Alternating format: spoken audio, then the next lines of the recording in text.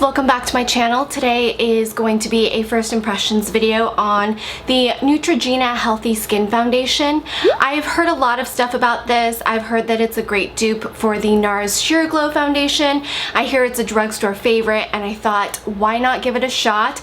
I picked the shade medium beige, so I think it should match pretty well in comparison to like the rest of my body, my shoulders and everything. It's not super dark, it's a beigey color. This does have titanium dioxide sunscreen, so it's the good kind of sunscreen. It's a physical sunscreen versus a chemical, and it has SPF 20, so that's a really good thing. So if you are just going out and you don't want to wear a sunblock, this would be good for maybe an hour of wear. You're gonna have to reapply sunblock after that. But I am impressed that Neutrogena decided to put titanium dioxide in their makeup, so that's good. It has a high SPF factor, so this is not something I would say you'd want to wear for an event or anything like that, just because of possible flashback.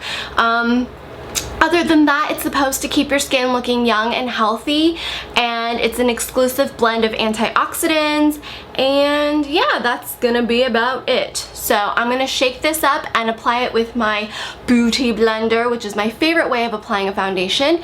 And I did already, with most of my first impressions, I always wear my Hourglass primer. It's the most like morphing of foundation, and it gives a very good blank canvas for my skin.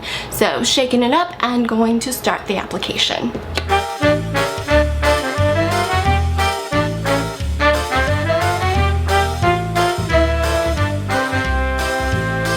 So here's a really close-up of how the foundation is sitting on my skin without anything else, no powder, nothing else, and I'm going to apply the rest of my makeup and do a check-in right afterwards.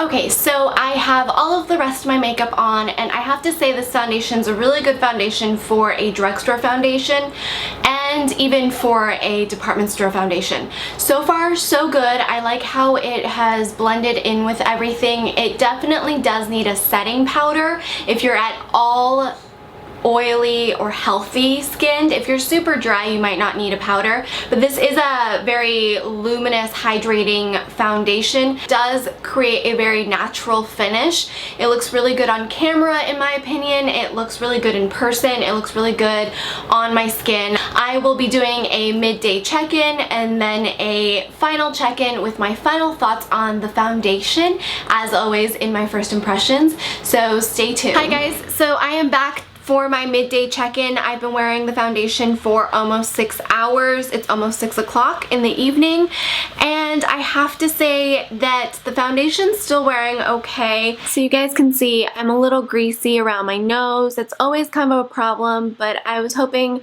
at 5-6 hours I would still be a little bit more under control. Coverage is still there, makeup is still on there.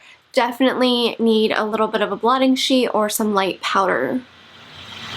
Hi guys, I'm back with my final check-in and my final thoughts on this foundation. It's been about 10 to 11 hours. I forget exactly what time I put it on, but it's 10:10 right now. I do have to say the foundation has held up really well. It still looks good on my skin.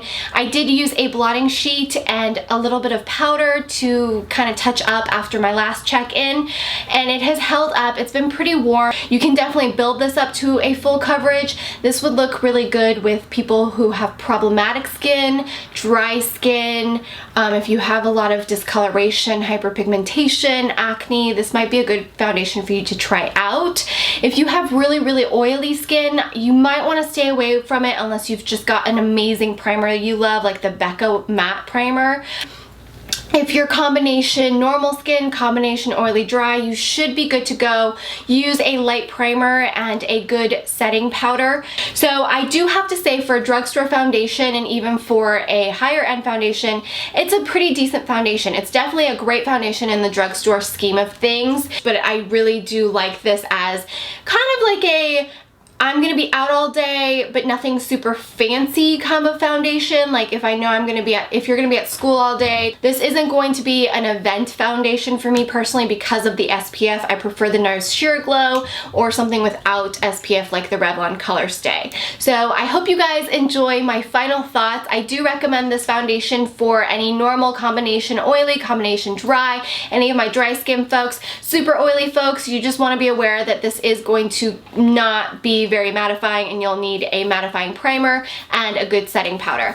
But yeah, so those are my thoughts. I hope you guys enjoy this video. Don't forget to give this video a big thumbs up. Let's see if we can get like 1,000 likes.